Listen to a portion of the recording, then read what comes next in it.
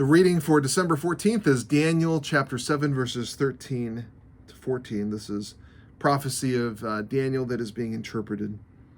I saw in the night visions, and behold, with the clouds of heaven there came one like a son of man, and he came to the Ancient of Days and was presented before him.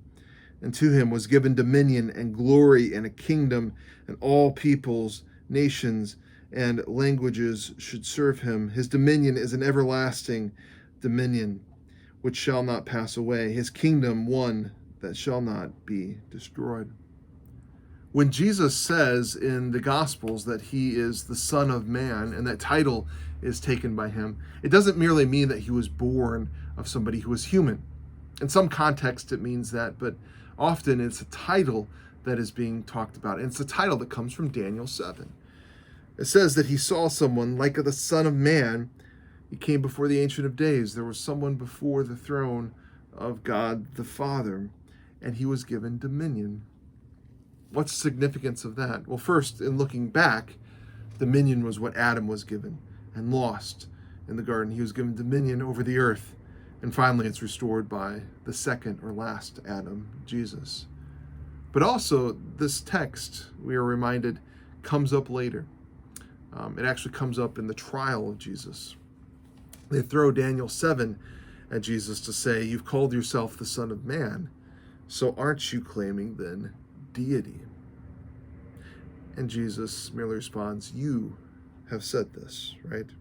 In other words, I'm not going to refute the fact that you're attaching me to Daniel 7.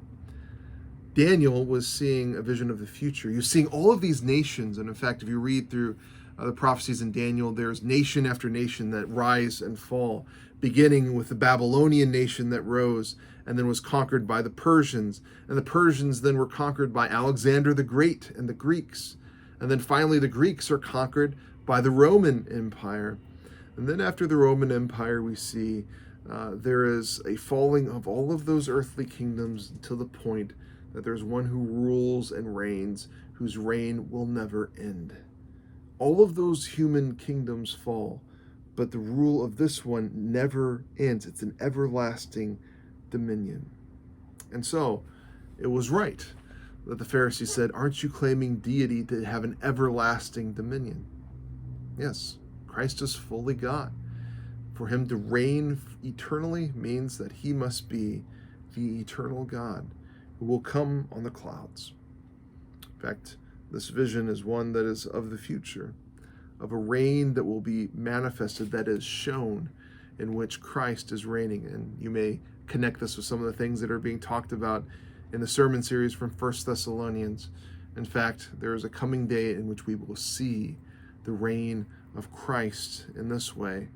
And when the Pharisees connected Jesus to that, little did they know that was one of the few times they were actually right in their interpretation. So the reading for December 14th is Daniel chapter 7, verses 13 to 14.